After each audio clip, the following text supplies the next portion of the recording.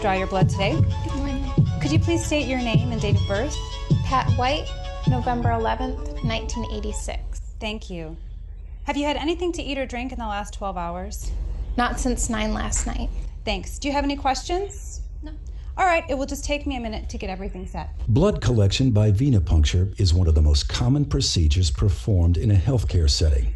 Common, but also complex, requiring knowledge and skill to assure the accuracy and integrity of the samples drawn and to eliminate risk to both patient and healthcare workers. The first step is to accurately ID the patient using at least two forms of identification. Does the name and date of birth on the requisition form match what the patient is telling you? Does it match what is on the patient ID wristband? Has the patient followed special orders, such as fasting prior to blood draw? Address the inconsistency first with a requesting physician or healthcare worker on duty. But if the given information does agree, it's time to prepare yourself and the patient for a successful blood draw using proper standard precautions. The phlebotomist washes and then dons a clean pair of gloves before proceeding. Make sure alcohol prep pads, gauze, tape, the correct gauge needles, and required evacuated collection tubes are within easy reach for you, but out of the reach of the patient. Then speak reassuringly to the patient as you position him for the draw. I'm all set here. If you'd please straighten your arm. It'll just take a moment while I apply the tourniquet. Applying a tourniquet slows the flow of blood in the veins and increases venous filling, thus making the veins more prominent, easier to locate, and easier to enter. However, leaving the tourniquet on for longer than 1 minute may affect laboratory test results and should therefore be removed and reapplied if the procedure will take longer than 1 minute.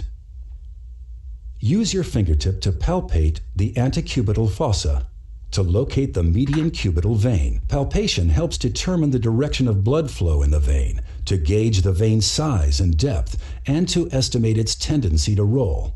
It also helps differentiate veins from arteries. Unlike veins, arteries have thicker feeling walls and are more elastic to the touch.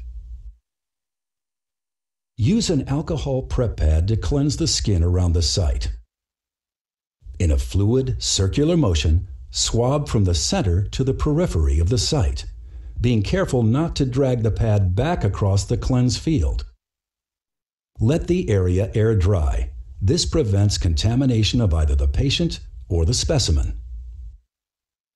Grasp the patient's arm firmly with your hand, placing your thumb approximately 2 inches below the intended puncture site. With your thumb, pull the skin taut over the vein to help anchor it in place. Then let the patient know you're ready to make the puncture so the patient won't startle and jump. You'll feel a slight pinch.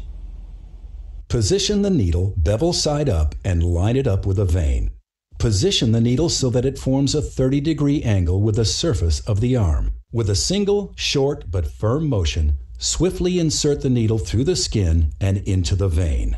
Push the evacuated tube onto the needle when the needle enters the vein. As the vein aligns with the needle, blood will begin to move out of the vein up into the needle. Maintain a constant, slight forward pressure on the end of the tube. The evacuated tubes are color-coded based on their additives. Know the types of additives and which color tubes are to be drawn based on requisition. As soon as blood begins to flow into the collection tube, instruct the patient to open his hand and remove the tourniquet from his arm. Removing the tourniquet allows the blood to return to its normal rate of flow through the vein and helps reduce bleeding at the puncture site. A gentle mixing by inversion at least 8 times is required to ensure that any additives in the tube are incorporated into the blood sample. We're almost finished here. Are you doing okay? Fine. Engage the safety device on the needle and use the Sharps device for proper disposal. Applying pressure at the needle entry site immediately after removing the needle will prevent a hematoma from forming and allow hemostasis to seal the wound. Please keep pressure on the gauze pad for several minutes to ensure that the blood flow stops. In this illustration, you can see formation of the platelet plug and the fibrin clot. Applying pressure at the needle entry site immediately after removing the needle will prevent a hematoma from forming and allow hemostasis to seal the wound. In this illustration, you can see formation of the platelet plug and fibrin clot. Apply the ID label on the filled evacuation tube and store it for transport to the lab. The label must include at least the patient's ID number, full name, date of birth, and today's date. Using standard precautions, dispose of needles in a sharps container. Dispense of all other used non-sharp materials, including used gloves and gauze pads, in an approved trash receptacle. And disinfect all contaminated surface areas. You've just completed a successful blood draw, providing a sample that can be processed for analysis. Fortunately, most blood draws are completed. Bueno, doctor, ese era el video de la parte de flebotomía. Básicamente Sí, lo que repasamos muy- este día, de muy principio a interesante, fin. muy completo el video en el Entonces, procedimiento. sí, ahí se mencionaron algunos detalles del 3-4 pulgadas de la altura del Sí, torniquete, de 15 a 30 grados de ángulo de la aguja, 1 minuto máximo de torniquete. Entonces, algunos criterios técnicos se mencionaron. sí, Y muy luego la profesional, forma. incluyendo la forma de quitarse los guantes también. Sí, Se entonces, incluye ahí también.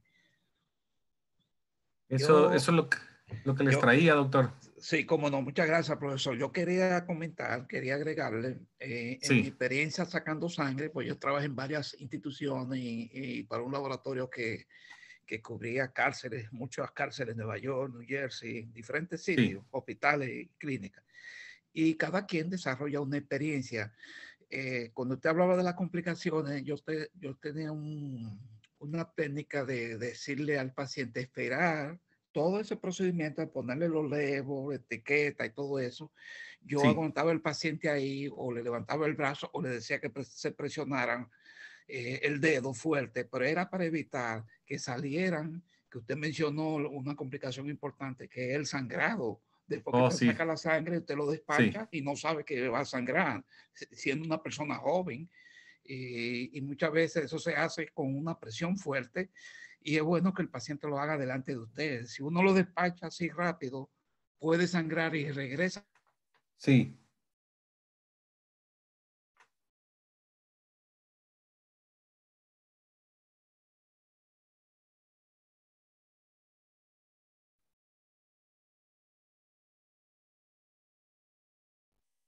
Desarrolla esa experiencia. Ese era el Sí. comentario que yo quería hacer.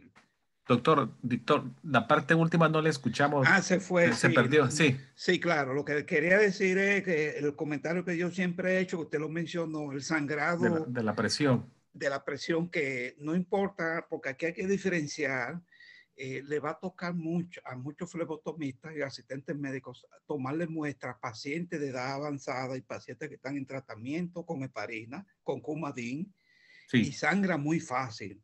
Pero esos pacientes generalmente lo dicen, pero si no se lo dicen, usted tiene que tomar medidas y la mejor medida es que usted se asegure que el paciente no sangre, no esté sangrando al salir de ahí.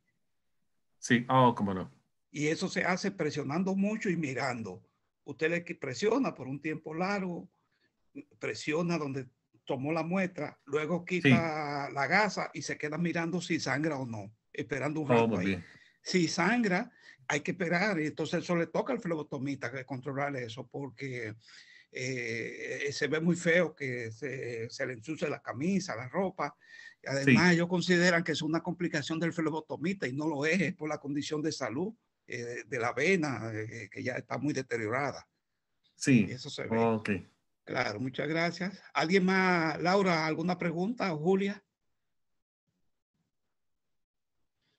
Laura, ¿puede Doctor, abrir su... no, Sí. todo excelente, doctor, gracias. Sí, mire, Laura, usted entendió, quiero aprovechar esto para enseñarle algo que yo lo aprendí.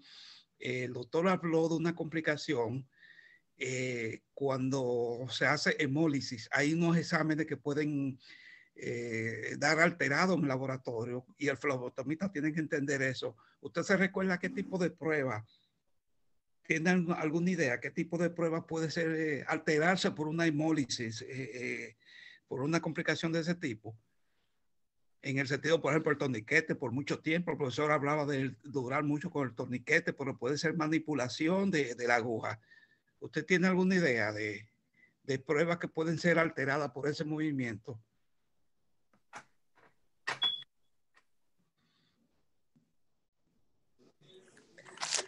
¿Entendió, Laura?